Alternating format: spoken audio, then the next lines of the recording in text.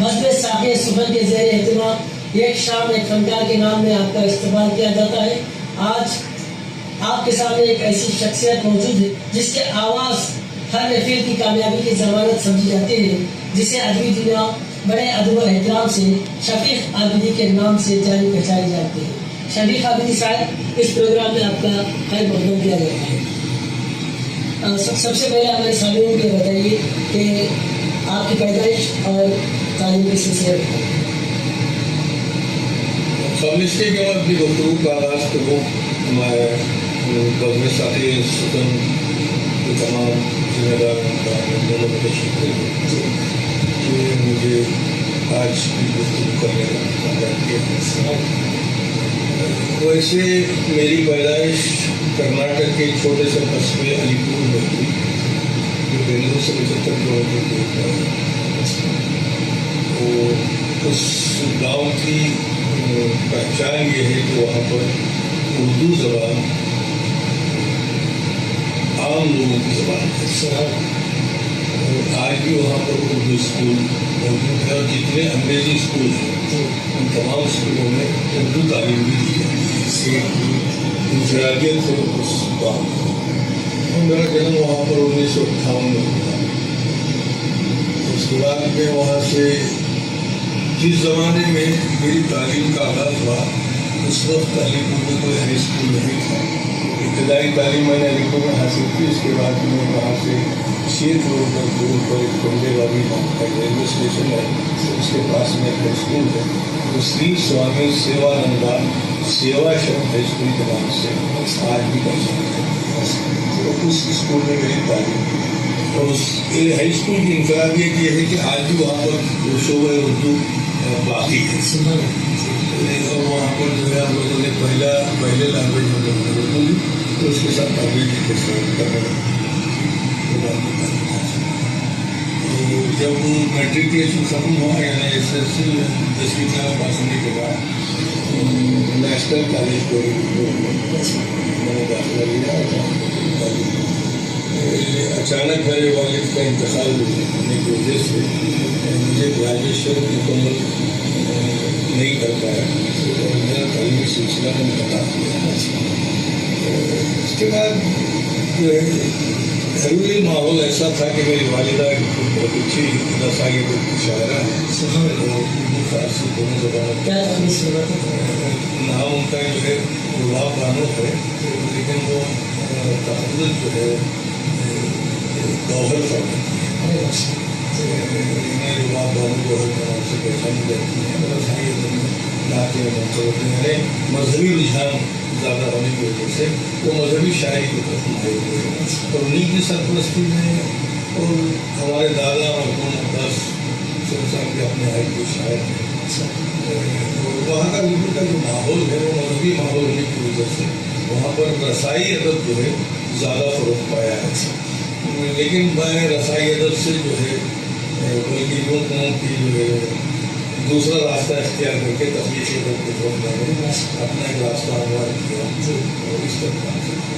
بہت خوشی کی بات ہے کہ آپ کی والدہ اور دادا محترم جو ہے شاعر ہیں اور شاعرہ ہیں, تو اس سے یہ اندازہ لگایا جا سکتا ہے کہ آپ کو شاعری وراثت میں ہوگی. ہاں یقیناً. دیکھیے دراصل وراثت کا معاملہ جہاں تک ہے میں یہ تاریخی حقیقت آپ کو بتا دوں کہ ہمارا سلسلہ جو ہے وہ بیجاپور سے ہے. اچھا. بیجاپور ایک عہد میں جو ہے اردو زبان و ادب کا مرکز رہا ہے. اور عادل شاہی حکومت میں میری 7ویں پشت میں جو میرے دادا تھے سید عبدالعلی جو سپاہ سالار لشکر بیجاپور رہے, تو وہ اس عہد کے جو ہے بہت اچھے یعنی پڑھے تعلیم یافتہ لوگوں میں جو ان کا شمار ہوا کرتا تھا. اور ادب سے جو ادب میرے خیال سے جہاں تک میری معلومات ہیں, میں نے جو تحقیق کی کہ ادب جو ہے سلسلہ در سلسلہ ہم لوگوں تک پہنچا ہے بیجاپور سے ہوتے ہوئے. تو جو ہے ہمارے خون میں ادب شامل ہے. اتنا تو میں یقین کے ساتھ کہہ سکتا ہوں. یہ اللہ تعالیٰ کا بہت بڑا احسان ہے کہ آج بھی جو ہے ادب کی ترقی و ترویج میں علی پور پیچھے نہیں ہے. کرناٹک میں اس کا ایک منفرد مقام ہے. اور دوسری بات یہ ہے کہ آپ نے آپ کی تعلیم کے سلسلے میں کہا تھا کہ ڈگری تک منحصر ہو گیا ہے, تو میں آپ کی زبان سے ایسا محسوس کر سکتا ہوں کہ تعلیم یافتہ لوگ بھی جو ہے آپ جیسے زبان استعمال نہیں کر سکتے. اس کی وجہ یہی کہ آپ کی وراثت میں جو زبان استعمال ہوئی ہے وہ آپ کو جو ہے وراثت میں ملی ہے اور گھریلو ماحول ادبی ماحول رہنے کی وجہ سے جو ہے. دیکھیے اس میں حقیقی بات تو یہ ہے کہ ہم لوگ ابتدا سے رسائی دنیا کی طرف منسلک ہیں. جی اچھا. حالانکہ میں یہاں پر یہ بھی بتاتا چلوں کہ ادب کا کوئی مذہب یا مسلک نہیں ہوتا. اچھا. لیکن ہر ادیب کا ہر شاعر کا مذہب بھی ہوتا ہے مسلک بھی ہوتا ہے. جی. تو ہم لوگ جو ہے رسائی دنیا کی طرف منسلک رہے اور رسائی دنیا میں جو ہے شاعری کا بول بالا ہے. اچھا. اس لیے کہ محرم آتا ہے. جی بالکل. محرم کی جو محفلیں سجتی ہے اس میں صرف شاعری ہی شاعری ہوتی ہے. کبھی سلام کی شکل میں ہوتی ہے, کبھی مرثی کی شکل میں ہوتی ہے, کبھی لوہے کی شکل میں ہوتی ہے, کبھی منقبت کی شکل میں ہوتی ہے اور کبھی نعت کی شکل میں ہوتی ہے. تو یعنی ٹوٹلی جو ہے ہم لوگ زبان سے جڑے رہے ابتدا سے بچپن سے لے کر. جو لوگ اس طرف تحریک میں آگے نہیں بڑھے وہ بھی ادب سے واقف ہیں. اس لیے واقف ہیں کہ وہ ان کا پالا جو ہے ادب سے جو ہے 24 گھنٹوں میں کم سے کم 5-6 گھنٹے تو جو ہے وہ رسائی دنیا کی طرف وہ منسلک رہتے ہیں. تو ظاہر سی بات ہے کہ اس کا اثر تو ذہن پر ہوتا ہی ہے. تو یہ بات ہے. اور دوسری بات زبان کی روانی کے تعلق سے, جیسا کہ بھلے آپ کو علم وراثت میں ملا ہو جی, لیکن جب تک آپ کو ماحول نہیں ملتا اور آپ محنت نہیں کرتے روانی آ نہیں سکتی. یہ بنیادی بات ہے. ہم یہ سوچتے ہیں کہ ہمیں وراثت میں مل گیا, وراثت میں بہت کچھ مل جاتا ہے, لیکن کتنے بڑے بڑے شاعر گزرے ہیں ان کی اولادیں شاعر نہیں ہیں. بالکل بالکل صحیح بات. جیسے علامہ اقبال کا بیٹا شاعر نہیں ہے جی, جاوید اقبال نے خود اعتراف کیا کہ شاعری وراثت میں نہیں ملتی کہ شاعری کا ذوق وراثت میں. ہاں ذوق مل جاتا ہے. دیکھیے شعر فہمی مل سکتی ہے جی, شعر گوئی کے لیے وراثت کے ساتھ ساتھ جی محنت بھی ضروری ہے, فطری شاعر ہونا بھی ضروری ہے. اور اس کے ساتھ ساتھ جو ہے ماحول اور معاشرہ جب ملتا ہے تو آدمی کو آسانی ہو جاتی ہے اپنے آپ پروموٹ کرنے کے لیے, اپنے آپ آگے بڑھانے کے لیے. جب تک ماحول اور معاشرہ نہیں ملتا تب تک جو ہے آپ کو کسی بھی صورت سے آگے نہیں بڑھ سکتے. اچھا, یہ علی پور آپ کے گاؤں کا نام بتایا کہ اس کا کوئی تاریخی وجہ تسمیہ بتا سکتے ہیں کہ علی پور؟ نہیں دیکھیے اس میں کوئی وجہ نہیں ہے. بتایا نا میں نے کہ وہ عادل شاہی حکومت کی تباہی کے بعد جی جو وہاں کا شیرازہ بکھر گیا. اچھا. تو وہاں سے جو لوگ آئے اپنے خانوادہ لے کے, اس میں میر مصطفیٰ حسین آبدی جو میرے ساتھی کچھ دادا تھے وہ یہاں پر تشریف لائے, جو اپنے اہل کے جانبدار تھے.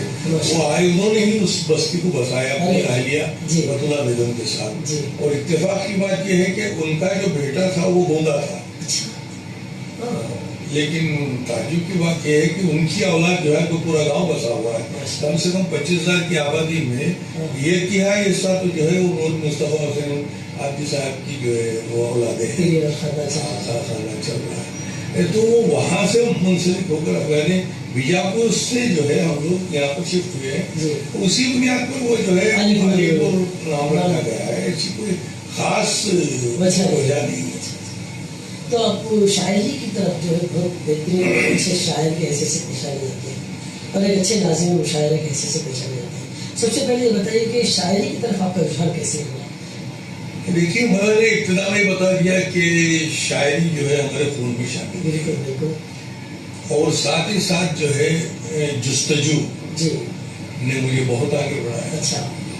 اور جب تک انسان جستجو نہیں کرتا کچھ حاصل نہیں کر سکتا. یہ بات طے ہے جستجو کے خوب سے ہے. یہ تو طے شدہ مسئلہ ہے کہ انسان اگر جستجو کرے تو جو ہے بہت کچھ حاصل کر سکتا ہے. اور ایک بات, میں اچھا شاعر ہوں یا اچھا ناظم ہوں یہ مجھے خود کو خبر نہیں ہے. اب لوگ کیا کہتے ہیں مجھے نہیں معلوم. میں بس شعر کہتا گیا, لوگوں نے پسند کر لیا. انہیں نظامت جو ہے میرا شوق نہیں تھا, مجھے زبردستی نظامت کے شاعری جو ہے آپ کس سن سے جو ہے شاعری کہنا شروع کیا؟ دیکھیے میں کالج کے زمانے سے ہی جو ہے شعر کہنے شروع کر دیے تھے. شوق مزاج تو تھا میں. کالج میں جو ہے اس زمانے میں بھی جو ہے ابھی پہلے گھر سے قدم باہر نکالی ہے، نظر میری پڑی ہے، اپنے دل کو وہ سنبھالی ہے، یعنی وہ ایک جوانی کا زمانہ تھا، گولڈن لائف تھی. تو ہم نے وہاں سے غزل کا آغاز کیا تھا. اور لیکن وہ جو ہے اکیلا پن تھا، کوئی ساتھی نہیں تھے، جو کہیا. لیکن پھر علی پور میں 1983 میں جو ہے ایک بزم قائم ہوئی. اچھا. مجھے میرے استاد مجاہد علی پوری اور ساگر عابدی صاحب جو ہے وہ اساتذہ تھے اس عہد میں، تو ان کی سرپرستی میں بزم مشن کے نام سے ایک بزم قائم. اچھا. تو اس بزم کے قائم ہونے کے بعد جو ہے ہماری شاعری کے لیے نکھار لانے میں جو ہے وہ بزم مددگار ثابت ہوئی. اس لیے میں نے ابتدا میں کہا تھا کہ ماحول لازمی. شاعری میں آپ کو بھی استاذ میں نے ابتدا میں جو ہے مجاہد علی پوری صاحب سے پڑھا، ان سے مشورہ کرتا رہا، اور اس کے بعد پھر عاظم نزلی بارہ بنکوی حیدرآباد میں مقیم تھے، تو ان سے بھی میں نے رابطہ کیا، کچھ حاصل کیا. اور آخری ایام میں نواز اکمل صاحب سے بمبئی میں جس زمانے میں میں جا کے رک گیا تھا اسی وجہ سے، تو نواز اکمل جو سوڑا کی سلطان کے مکالمہ نگار تھے، تو ان کے پاس بھی جو ہے کچھ حاصل کیا. دیکھیے جن لوگوں نے دیا ہے انہیں تو ہم فراموش نہیں کر سکتے. آج اگر میری یہ زبان میں روانی ہے تو ایسے ہی اساتذہ کے ساتھ اٹھنا بیٹھنا اور ان کے ساتھ جو ہے بات چیت کرنے کی ایسے ہی جو ہے آج میں کوئی بول پاتا ہوں. آپ ممبئی کا جب نام لیا تو میں نے یہ بھی سنا ہے کسی کی زبان سے کہ آپ شاعری کے علاوہ فلمی دنیا کی لائن میں بھی جو ہے کوشش کی ہے. تو یہ بات کیا، یہ افواہ صحیح ہے کہ ہوا کیا تھا کہ میں کچھ اسکرین پلیز لکھا. اچھا. جی. ٹیلی فلم بنانے کا شوق پیدا ہوا تھا. اس کے بعد میں جو ہے فلمی دنیا کی طرف بھی آگے بڑھنے کی کوشش کی. اچھا. لیکن میں جہاں تک میرا خیال ہے فلمی دنیا ایک سراغ ہے. جی بالکل. دور سے پانی نظر آتا ہے لیکن جب آدمی سامنے جاتا ہے تو اسے خطرہ بھی میسر نہیں ہوتا. جسے میسر ہو گیا وہ کامیاب ہو گیا، جسے ملا نہیں وہ تو جو ہے لٹ کے واپس آ جاتا ہے. ویسے میں نے خاص بنایا اور میں نے وقت کی زنجیر ایک ٹیلی فلم بنائی اپنی کہانی کے ذریعے، اور ایک بے بسی نام کی ایک ٹیلی فلم بنائی. ہاں وہ دوردرشن پہ بنائے. اور دیکھیے کیا ہے، میں نے کہا نا کہ میرا رجحان اس طرف زیادہ نہیں رہا، زیادہ جستجو اس طرف میں نے نہیں کی. بس گئے، کوشش کی، نہیں وہ چھوڑ دیے، اب وہ لوگوں نے اسے جو ہے لمبی لمبی باتیں لگا کے پیش کرتے. کیونکہ آپ کے ساتھ جو رہتے ہیں وہ یہ کہتے ہیں یہ شخص جو فلمی دنیا میں بھی جو ہے. دیکھیے کچھ باتیں ایسی ہیں کہ اسے زیادہ ظاہر میں نہ ہی لایا جائے تو بہتر رہے گا. اس لیے کہ میں اس لیے پوچھ رہا ہوں ناکام راستوں کا تذکرہ، میں جملہ کروں آپ سے کہ ناکام راستوں کا تذکرہ انسان کو پھر ناکامی کی طرف راغب کرتا ہے.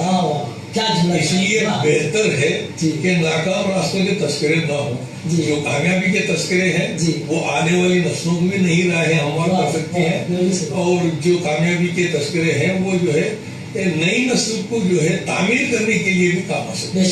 بہتر ہے کہ ہم جو ہے کامیابی کے تذکرے کریں. بہت اچھی بات کہی آپ نے. اچھا، اور ایک سوال یہاں پر پیدا ہوتا ہے کہ ایک بہتر شاعر ہونا اور ایک اچھا ناظم مشاعرہ ہونا، یہ دونوں جو کمپیریزن ہے، بعض لوگوں کا کہنا ہے کہ جو اچھا ناظم مشاعر ہے وہ اچھا شاعر نہیں ہو سکتا، بعض لوگوں کا کہنا ہے کہ جو اچھا ناظم مشاعر ہے وہ اچھا شاعر ہوتا ہے. تو آپ ان دونوں چیزوں سے کہاں تک متفق ہے بتائیے. دیکھیے لوگوں کا کہنا اکثریت پر ہوتا ہے، جو ان کا اکثر مشاہدہ جو ہوتا ہے اس پر ہوتا ہے، لیکن اسے ہم فقدان کے راستے پر نہیں لا سکتے. نہیں ہے. میں آپ کا نظریہ بتا رہا ہوں کہ یہ اصل میں کیا ہے، لوگ جو دیکھتے ہیں وہ بولتے ہیں، لوگوں کی کوئی غلطی نہیں ہے اس کے اندر. لیکن میرا ماننا یہ ہے کہ ایک اچھا شاعر اگر اس میں صلاحیت ہے تو اچھا ناظم بھی بن سکتا ہے. لیکن لیکن کا جو میں نے لفظ اس نے استعمال کیا ہے کہ مجھے نظامت سے میری شاعری پر بہت اثر پڑا ہے. اچھا. اسی لیے میرے آج تک جو ہے میرے کوئی مجموعہ منظر عام پر نہیں آیا. اچھا. اس لیے کہ مجھے وقت ملا ہی نہیں ترتیب دینے کے لیے. اور کتنا سرمایہ میرا ضائع ہو گیا، ادبی سرمایہ مجھے خود کو خبر نہیں ہے. کتنے افسانے لکھے میں نے، اخباروں میں شائع ہوئے، رسالوں میں شائع ہوئے، آج میرے پاس نہیں ہے. اور کئی غزلیں میرے پاس نہیں ہیں جو وہ شائع ہو گئے اس زمانے میں. اب میں نے نہ تو انہیں کاٹ کے ہم نے رکھا. تو مجھے لوگوں نے ناظم بنا کے میرے اندر کے شاعر کا بہت بڑا نقصان کیا. میں یہ مانتا ہوں، اس لیے مانتا ہوں کہ جو حقیقت ہے وہ حقیقت ہے. لیکن یہ کہنا غلط ہے کہ اچھا شاعر اچھا ناظم نہیں بن سکتا، یا اچھا ناظم اچھا شاعر نہیں بن سکتا. لیکن ناظم بننے کے لیے شاعر کا ہونا ضروری نہیں، یہ بھی لوگ کہتے ہیں. لیکن میرا کہنا یہ ہے کہ اگر شاعر ناظم بن جائے تو سولے پہ سہاگا ہوتا ہے. اس لیے کہ وہ فن کی باریکیوں کو جانتا ہے. وہ جب وہ فن کی باریکیوں کو جانتا ہے تو وہ اسٹیج پر جب نظامت کرتا ہے اسے احساس ہوتا ہے کہ اس میں پتہ شاعر کون ہے، شاعر کون ہے. اور اس کا چہرہ جو ہے اس بات کا اظہار کر ہی دیتا ہے جب وہ نظامت کرتے ہوئے اپنے چہرے پر جو تاثرات لاتا ہے کسی متشاعر کو سننے کے بعد. وہ خود بخود لوگ اندازہ لگا سکتے ہیں اگر حساس ہو تو کہ یہ ناظم جو ہے اس شاعر کے ساتھ کیوں ایسے پیش آ رہا ہے. تو یہ اگر اچھا شاعر ناظم بنے تو جو ہے یقیناً وہ کامیاب ناظم بن سکتا ہے. آپ کی نظامت میں نے بارہا دیکھا ہے، کیونکہ آپ سے میرے تعلقات پچھلے 20 سال سے ہیں، تو ہر نظامت میں نے دیکھا کہ آپ حاضر جواب ہیں، اور جو بھی شعر کہتے ہیں اور جو موقع اور محل کے حساب سے اشعار بھی کہتے ہیں اور کچھ لطائف بھی کستے ہیں اور طرز امزاج بھی اختیار کرتے ہیں.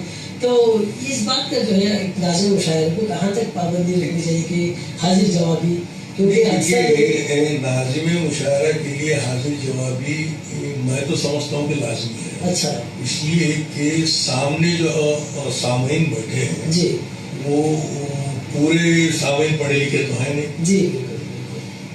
جو اگر میں اکثر نظامت کے دوران ایک جملہ کہتا ہوا آیا ہوں کہ جو اگر ہمارے سامنے 100 سامعین ہیں تو اس میں صرف آپ کی 20 ہی سامعین ہیں، 40 جو ہیں وہ حاضرین ہیں اور 40 ناظرین ہیں. وہ کچھ نظارہ کرنے کے لیے آئے ہیں، کچھ حاضر ہو گئے ہیں کہ کچھ ہو رہا ہے. تو آپ جو ہے ہر مشاعرے میں 20 ہی آپ کو سامعین ملیں گے.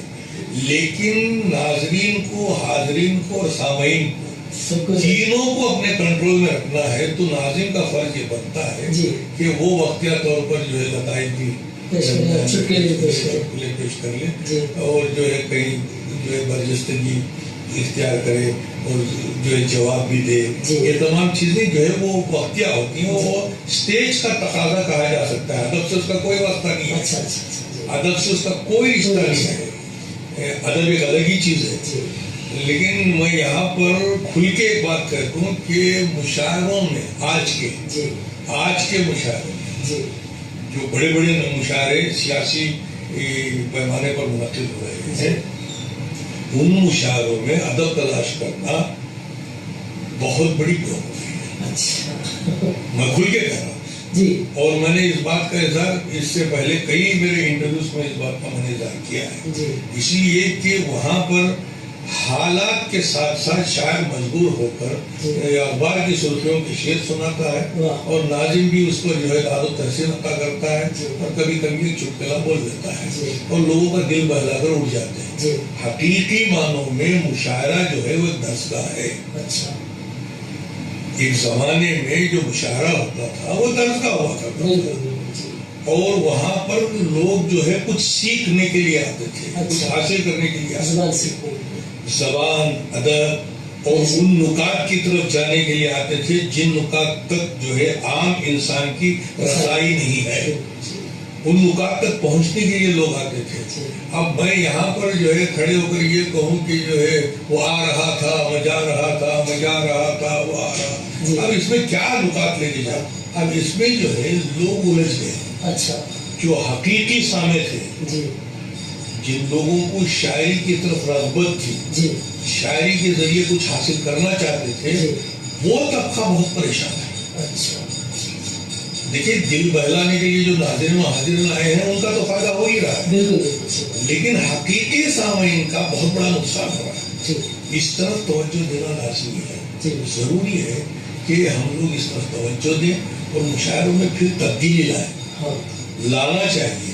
پھر بھی جو ہے جنوبی ہندوستان بہت بہتر ہے شمال کے مقابلے میں. یہاں یہ بھی کہتا ہوں شمالی ہندوستان میں جو میلے کے مشاعرے ہوتے ہیں، میرا جو مشاہدہ ہے جو میلے کے مشاعرے ہوتے ہیں جہاں سیاسی تقریبات کے طور پر جو مشاعرے ہوتے ہیں، الیکشن کے مشاعرے بھی ہوتے ہیں، وہاں پر جو ہے شاعری کیا ہو رہی ہے، اس کو کس زمرے میں لانا چاہیے، مجھے آج تک میری سمجھ میں نہیں آیا. حالانکہ ہم بھی شریک ہوئے، ہم بھی پڑھے، مجبوری بہت کچھ پڑھاتی ہے. اس کا مطلب یہ نہیں کہ ہم وہاں شاعری کر رہے ہیں. میں تو کھلے لفظوں میں کہوں گا کہ ایسی تحریکوں کو جو ہے سے گریز کرنا چاہیے اور حتی المقدور تعمیری ادب کی طرف جو ہے آنے والی نسلوں کو جوڑنا چاہیے. جب تک ہم تعمیری ادب کی طرف جوڑیں گے نہیں، ہمارا مستقبل روشن اور منور ہو نہیں سکتا. اور یہ جو آج کل تعمیر کی جو کمی ہے مشاعروں میں اکثر دیکھا گیا ہے کہ وہ صرف چند شعراء لیتے ہیں، 1-2-4 شامل رہتے ہیں. اس کی کوئی خاص وجہ ہے کیا؟ شاعری سے بوریت محسوس کر رہے ہیں یا ماحول سے؟ نہیں، اس کی ایک تو وجہ یہ ہے کہ گردش ایام نے اپنا رنگ دکھایا ہے. اچھا، واہ، اچھا جملہ استعمال کیا آپ نے. اپنا ایسا رنگ دکھایا ہے کہ ہم لوگ ایک ایسے دور سے گزر رہے ہیں جسے ترقی یافتہ دور کا نام تو دیا جاتا ہے، لیکن کہیں کہیں تناسلی کی ترقی میں تبدیل ہوئی ہے. اچھا، مثلاً ٹی وی آئی، کچھ لوگ کم ہو گئے.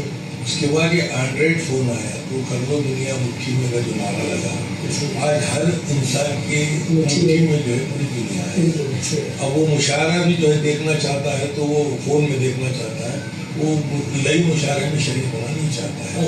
اس کی یہ بھی وجہ ہے. اور جو لوگ مشاعرے کا ذوق رکھتے ہیں ان لوگوں کو ہم لوگوں نے بھگا دیا ہے اپنی شاعری کی وجہ سے. یہ حقیقت بات ہے کہ ہم لوگ جو شاعری مانگتی ہے، دیکھیے اردو شاعری کا ایک زاویہ ہے. ابھی میں نے نظامت کے دوران ایک حالیہ بہت بڑے مشاعرے میں نے ایک جملہ کہا تھا کہ یہ وہ دور ہے جسے ہم لوگ یہ سمجھ رہے ہیں کہ پرآشوب دور ہے، مگر غالب و ذوق و مومن کے دور سے خطرناک دور نہیں ہے. اچھا، غالب اور ذوق مومن کے دور میں دلی جل رہی تھی اور غدر کا نام دیا، انقلاب کو غدر کا نام دیا جا رہا تھا. حالانکہ میں غدر کا قائل نہیں ہوں، یہاں پر یہ بھی آپ کہہ رہے غدر غدار سے بنتا، ہم غداری نہیں، ہم نے حکومت کے خلاف انقلاب برپا کیا تھا، غداری نہیں کی، لیکن اسے غدر کا نام دے دیا جاتا ہے. لیکن اس دور سے خطرناک دور یہ نہیں ہے. میری بات سے کوئی متفق ہو نہ ہو، لیکن میں تو یقین کے ساتھ کہتا ہوں کہ اس دور سے خطرناک دور یہ نہیں ہے. اس دور میں کیا ذوق اور غالب کو شاعری نہیں آتی تھی کہ انہوں نے حکومتوں کے خلاف جو ہے نام لے لے کر چلایا ہو؟ اگر کوئی مجھے کسی بھی دیوان میں ایک شعر دکھا دے کہ غالب نے جو ہے یوں کہہ دیا ہے، ذوق نے یوں کہہ دیا ہے، مومن نے یوں کہہ دیا ہے، کوئی دکھائے. کہا ہے اردو زبان کا ایک زاویہ ہے. اردو زبان کے جو ہے ایک لطافت ہے. اردو زبان نے جو ہے ہمیں جینے کے سلیقے سکھائے ہیں کہ اگر شکوہ کرنا بھی ہے، شکایت کرنا بھی ہے تو اس کے لیے بھی جو ہے زبان کا احترام لازمی ہے. ان نکات کا اظہار ایسے کریں جو ہمیں اردو زبان سکھاتی ہے. کیا وہ نمرود کی خدائی تھی، بندگی میں میرا بھلا. یہاں تک ہماری رسائی ہو نہیں پا رہی ہے کہ غالب نے یہ کیوں کہا. بازی چاہے اطفال ہے دنیا ہوتا ہے شب و روز تماشا میرے آدمی. اتنا بڑا تماشا ہو رہا تھا اس زمانے. غالب نے اپنے زاویہ نگاہ سے دیکھا، اپنے انداز میں شعر کہے. لیکن آج کا شاعر مجھ سمیت، میں اس سے پاک نہیں ہوں، ہم لوگوں نے غزل کی لطافت کو ختم کر کے اس میں جو ہے شہرآشوب کے شعر شامل کر دیے، جبکہ اردو شاعری میں شہرآشوب ایک صنف موجود ہے، الگ موجود ہے، اور آج تک کسی کو آپ نے یہ سنتے ہوئے سنا ہی نہیں ہوگا کسی مشاعرے میں کہ میں شہرآشوب کے شعر سنا رہا ہوں۔ غزل کا شعر سنیے اور شہرآشوب کے شعر سنا رہے ہیں، تو اس سے اندازہ لگا سکتے ہیں کہ شاعر کی پہنچ کہاں تک ہے اس کی کیا، اور ہماری شاعری کی پہنچ کہاں؟ یہ مطالعے کی کمی ہے کیا، کس کی کمی ہے؟ ہاں دیکھیے، یہی تو سب سے بڑا گناہ ہے کہ ہم لوگ مطالعے سے اتنا دور ہو گئے جی بالکل کہ فلاں صاحب نے کچھ کہا، میں نے سن لیا اور سیکھ لیا، فلاں صاحب نے کچھ کہا اور میں نے سن لیا اور سیکھ لیا۔ اس سے کوئی فائدہ ہونے والا نہیں ہے جب تک آپ بنیادی طور پر مطالعہ نہیں کریں گے۔ مطالعہ بہت لازمی ہے اور ہر دور کا لازمی ہے جی۔ میں یہاں پر ایک بات عرض کر دوں، ثاقب صاحب آپ نے بہت اچھی بات چھیڑ دی ہے۔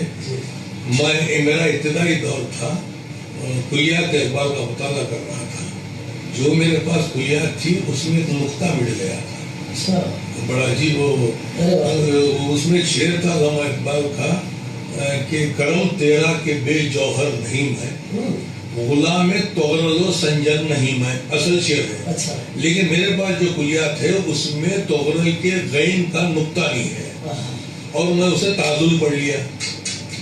میرا اپنا واقعہ بتا رہا ہوں، میں دوسروں پہ میرا کوئی وہ نہیں ہے۔ اور کرم تیرا کہ بے جوہر نہیں میں، غلام تعزل و سنجر نہیں میں۔ اب یہ تعزل و سنجر کیا ہے؟ ہاں میری سمجھ میں نہیں آ رہا۔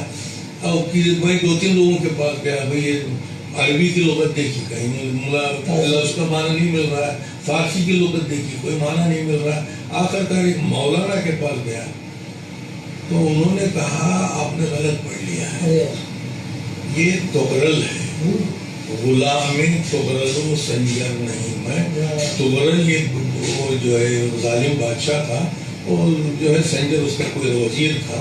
تو یہ علامتی طور پر علامہ اقبال نے اللہ تعالیٰ سے کہا ہے کہ کرم تیرا کہ بے جوہر نہیں میں، غلام تغرل و سنجر۔ بات تب جا کے میری سمجھ میں آئی، جب تک جو ہے اس کے بیک گراؤنڈ تو مطالعے میں جو ہے یہ حاصل ہوتا ہے۔ میرے کہنے کا مطلب یہ ہے کہ اگر میں نے مطالعہ نہ کیا ہوتا تو میں آپ تک مجھے تعلق نہیں رہتا، اور میرا سوال یقیناً سوال یقینی تھا۔ تو میرے کہنے کا مطلب کیا ہے کہ جب تک آپ گہرا مطالعہ، اور صرف مطالعے سے بھی نہیں، سمجھ کر مطالعہ ضروری ہے، جب تک سمجھ کر مطالعہ نہیں کریں گے کچھ حاصل ہونے والا نہیں ہے۔ یہ اسی کا فقدان جو ہے آج ہماری نئی نسل کے جتنے شعراء آ رہے ہیں، نئی نسل کے کیا، میں سمجھتا ہوں کہ آزادی کے بعد کے جتنے بھی شعراء آئے اس میں اکثریت ایسی ملی کہ جو ہے وہ یعنی کم مطالعے کی بنیاد پر جو ہے ہم صحیح منزل تک کہتے جا رہے ہیں، جو کچھ کہا جا رہا ہے، اور ترہیم مشاعرے ہوتی ہے۔ اچھا، آپ نے بہت اچھی بات کہی کہ ترہیم مشاعرے، آج کل یہ دیکھا جا رہا ہے کہ ترہیم مشاعرے کا رواج بڑھتا چلا جا رہا ہے۔ کیا یہ ضروری ہے کہ ترہیم مصرع لازمی ہے شاعر کے لیے؟ کیونکہ میں اس سے کہہ رہا ہوں، میرا تجربہ ہے بزم ساقی سخن کی جانب سے جتنے بھی مشاعرے چلتے ہیں، غیر ترہیم مشاعرے چلتے ہیں، اب بچے کہتے ہیں کہ بھائی سر کوئی ترہیم مصرع دیجیے سر، تو میں کہتا ہوں کہ ترہیم مصرع کی ضرورت ہی نہیں ہے۔ تو آپ کہاں تک متفق ہیں کہ ترہیم مصرع لازمی ہے؟ یہ ترہیم مشاعرے جو ہے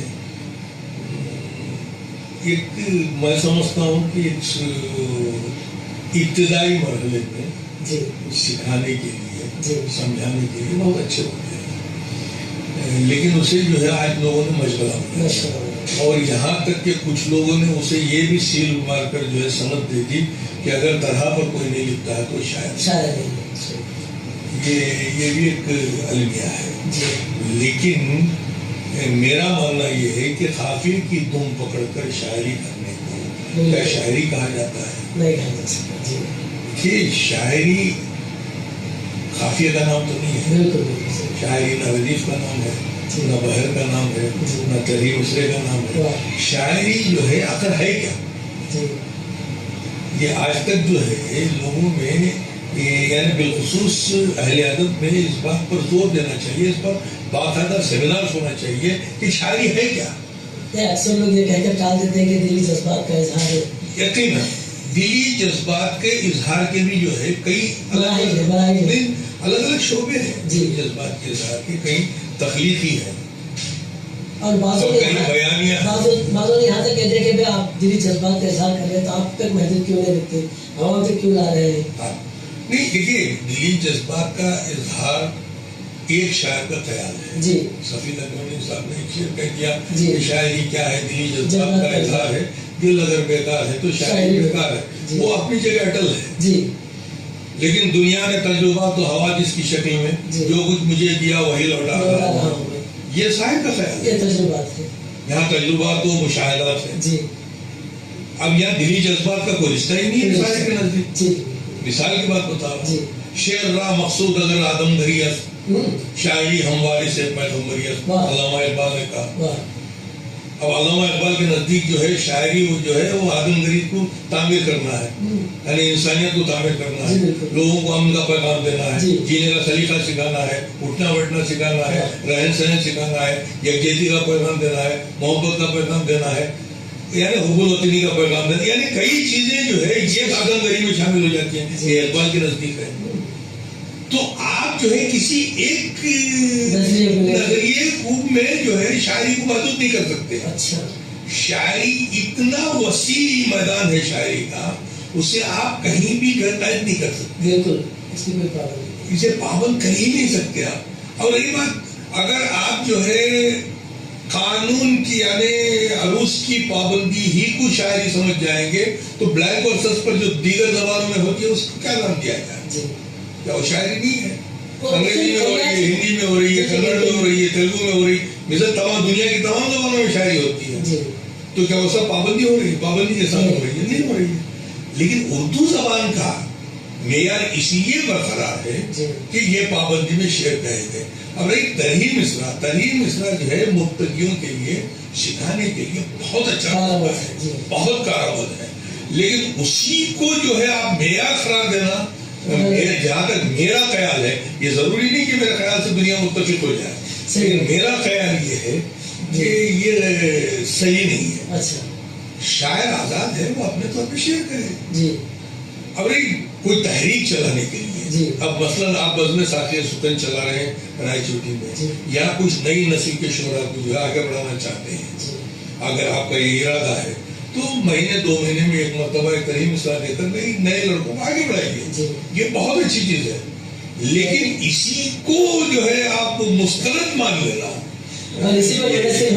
ہونا, یہ سمجھ کے باہر. اور یہاں میرا سوال کا جواب یہ آیا کہ آپ نے نظامت کی طرف, یہ نظامت کا رجحان آپ کے ذہن میں کیسا ہے کہ ابھی میں بھی نظامت کروں؟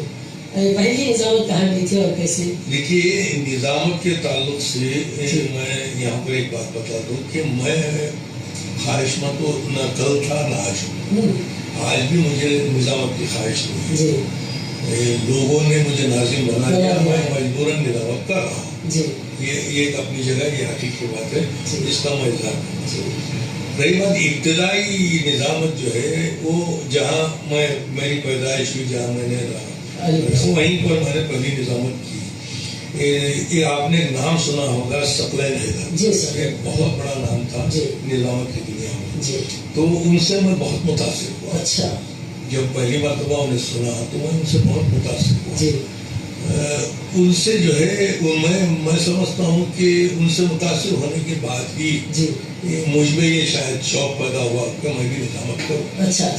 لوگوں نے کہا کہ آپ کی آواز ہے, آپ کے پاس حافظہ ہے, آپ کا بولنے کا سلیقہ ہے, تو آپ نظامت کیجیے. نظامت شروع کر دیا. اچھا. لیکن آج بھی میری نظامت سے کچھ نہیں, لوگ خوش ہوتے ہیں, وہ کچھ نہیں. یہ نہیں, حقیقت بتا رہا ہوں کہ دیکھیے, جب تک ایک فنکار اپنے آپ یہ نہیں سوچتا کہ میں ابھی مبتدی ہوں, وہ سوال نہیں. دیکھیے اصل کیا ہے, یہ نظامت کو لوگ فن مانتے ہیں. میں سمجھتا ہوں کہ نظامت کوئی فن نہیں ہے. اچھا. اس لیے اس میں ادب میں کہیں اس کا تذکرہ نہیں ہے. صحیح بات, بالکل صحیح بات. یہ بہت اچھی بات ہے. اگر ادب میں اس کا کوئی مقام ہوتا تو کہیں نہ کہیں اس پر کوئی نہ کوئی بات لکھی جاتی. اب ابتدا میں مشاعرے جو نشستیں ہوا کرتی تھی شمع سامنے رکھی جائے تو شعر سنائے جاتے تھے، تو اس شمع کی جگہ آج ناظم نے لے لیا ہے. اور میں بڑے بڑے مشاعروں میں اس بات کا اظہار کر چکا ہوں کہ ناظم جیسے اردو زبان میں اور کسی بھی زبان میں کا، کو، کی کے لفظ ہیں، لیکن لغت میں ان کے کوئی معنی نہیں ہے. کا کوئی معنی نہیں ہے، کے کا کوئی معنی نہیں ہے، لیکن ان کے بغیر زبان ادھوری ہے. اردو زبان کے تعلق سے یہ پوری زبان ادھوری ہے. تو اسی اعتبار سے مشاعرے میں ناظم کا مقام میں کا، کو، کے حساب میں رکھتا ہوں، اس سے آگے نہیں. میرا نظریہ اتنا ہی ہے کہ یہ اتنا ہی کام کر رہا ہے. دیکھیے یہاں میں کھل کے بات کر دوں صاحب، میں جوش کی چار مصرے سنا کر جو ہے میں آپ کو دعوت دے رہا ہوں. لوگ جوش کی چار مصرے سن کر دعوت تحصیل لوگ جو چلا چلا کر مجھے داد دے رہے ہیں، یہ داد کیا میری ہے؟ جوش کی ہے. اس میں ناظم کا کیا ہے؟ لیکن ناظم جو ہے وہ اوپر کا بٹن لگا کر جو ہے وہ کنکارتے ہوئے کہہ رہا ہے کہ ہمارے اوپر. اچھا یہاں پر ایک بات اور بتا دیں گے کہ موقع محل کے حساب سے شعر کہنا یہ بھی کم نہیں، یہ وہی تو کہہ رہا ہوں، اسی لیے تو آپ کو نظام بنایا گیا ہے. یہ آپ کو سب سے ہٹ کر ایک الگ مائک لگا کر شاعروں سے الگ بٹھا کر پورے شاعروں کی باغ ڈور آپ کے ہاتھ میں دی گئی ہے.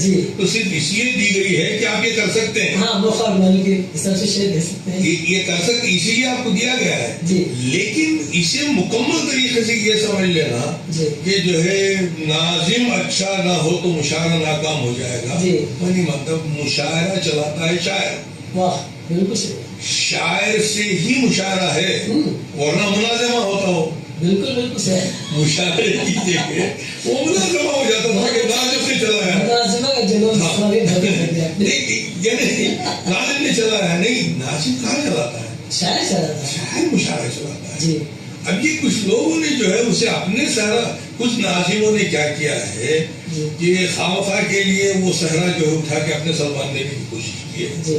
لیکن میں یہاں نہیں مانتا. ناظم اپنی جگہ ہے، ٹھیک ہے، لیکن دیکھیے وہ ہندی میں بڑا اچھا ہے، سنچالک کہا جاتا ہے. سنچالن، سنچالک، چالک کہتے ہیں ڈرائیور کو، اور یہ سنچالک ہے. تو یعنی چلانے والا، بس اتنا ہی کام ہے، اتنا ہی کام ہے. لیکن نظامت کے تعلق سے میں یہی کہوں گا کہ جس کے پاس اچھا بولنے کی صلاحیت ہے، زبان و بیان کا طریقہ ہے کہ وہ کس طریقے سے وہ بول سکتا ہے، اگر تھوڑا بہت بھی سلیقہ جانتا ہو اور کچھ اچھے اشعار اس کے ذہن میں ہوں تو نظام کر سکتا ہے. یہ کوئی بہت بڑی بات نہیں ہے. لوگ جو ہے وہ خامخواہ کے لیے صحرا باندھ دیتے ہیں، ہم بھی باندھے گھوم رہے ہیں، اور کیا کریں. اچھا یہ آخری سوال ہے کہ آپ کے جو ادبی خدمات ہے، آپ کی ادبی خدمات ہے، اس کے اعتراف میں کئی اعزازات سے نوازا گیا ہے آپ کو، اور اس سے کہاں تک آپ دیکھیے ساتھی صاحب، میں یہ بات بتا دوں کہ میرا ماننا یہ ہے کہ کوئی بھی اچھا فنکار، شاعر، ادیب یہ سوچ کر ادب کی خدمت نہیں کرتا، یہ سوچ کر یہ شعر نہیں کہتا کہ مجھے احساس دیا جائے. اگر کوئی سوچ کے کر رہا ہے تو اس کی کمزوری ہے. اس لیے کہ میں یہ سوچوں کہ اگر میں یہ نظم لکھ دوں تو صاحب مجھے ایوارڈ دے دیں گے، یہ کمزوری ہے. یہ ہم لوگ خدمت کرتے گئے، لوگوں نے اعتراف کیا، ان کی محبتیں تھیں، ان کا احسان مانتا ہوں میں. جن لوگوں نے اعتراف کیا ان کا احسان مانتا ہوں، حالانکہ ہم کچھ نہیں ہیں، اس کے باوجود ان لوگوں نے اعتراف کیا ہے، زیادہ سے نوازا. حتیٰ کہ ابھی حالیہ دنوں میں جو ہے حافظ کرناٹک مطلب حافظ کرناٹک صاحب نے جو خطاب کے ساتھ ساتھ مجھے کس عزت سے بھی نوازا. تو یہ ایک الگ بات ہے، لیکن میں ان کا جو ہے یقیناً میں احسان مند ہوں، مگر یہ سوچ کر کوئی بھی فنکار جو ہے فن کی طرف آگے نہیں بڑھتا ہے کہ مجھے نوازا جائے گا. ویسے ہر جگہ اعزاز، مجھے یہ بھی اعزاز حاصل ہے کہ غالب کے دیار میں جی اردو دربار میں میرا اعزاز کیا گیا. سبحان اللہ. وہ ان لوگوں کی محبتیں تھیں. وہاں ایک محترم علی الدین صاحب ہیں, انہوں نے ایک بہت بہترین نشست سجائی اردو دربار کے نام سے, اس میں مجھ خاک صاحب کا اعزاز کیا. سر سید ایوارڈ سے نوازا گیا, کہیں وہ جو ہے الگ الگ نوعیت کے ایوارڈوں سے نوازا گیا. روزنامہ پاسبان کی جانب سے تو جو ہے گولڈن جوبلی کے موقع پر بھی مجھے ایک بہترین ناظم کا ایوارڈ دیا گیا. پھر حالیہ دنوں میں چیف منسٹر کرناٹک کے چیف منسٹر کے ہاتھوں میں اعزاز کیا گیا, اور گورنر آف کرناٹکا نے مجھے ایوارڈ دیا. لیکن یہ تمام اعزازات کو ایوارڈ جو ملے ہیں یہ ان لوگوں کی محبتوں کا نتیجہ ہے, ورنہ اس میں میرا کچھ نہیں ہے. میں اعتراف کرتا ہوں کہ مجھ سے بڑے ناظم بھی ہیں, مجھ سے بڑے شاعر بھی ہیں. اب لوگوں نے کس بنیاد پر میرا انتخاب کیا, ان کی نگاہوں کو میں سلام کرتا ہوں, ان کے جذبے کو میں سلام کرتا ہوں, ورنہ میں کیا نہیں. بہت بہت شکریہ آپ کا ہمارے پروگرام میں آنے کا, اور بہت بہترین انداز سے جو ہے آپ ایک ناظم مشاعرے کی حیثیت سے اور یہ مشاعرے کے تعلق سے اور خصوصی طور پر مطالعے کے تعلق سے جو آپ نے راغب کروایا, بہت بڑی بات ہے. میں ہمارے بزم ثاقب سکھن کی جانب سے آپ کا جو ہے شکر گزار ہوں, اور آپ کو مبارکبادی پیش کرتے ہیں. بہت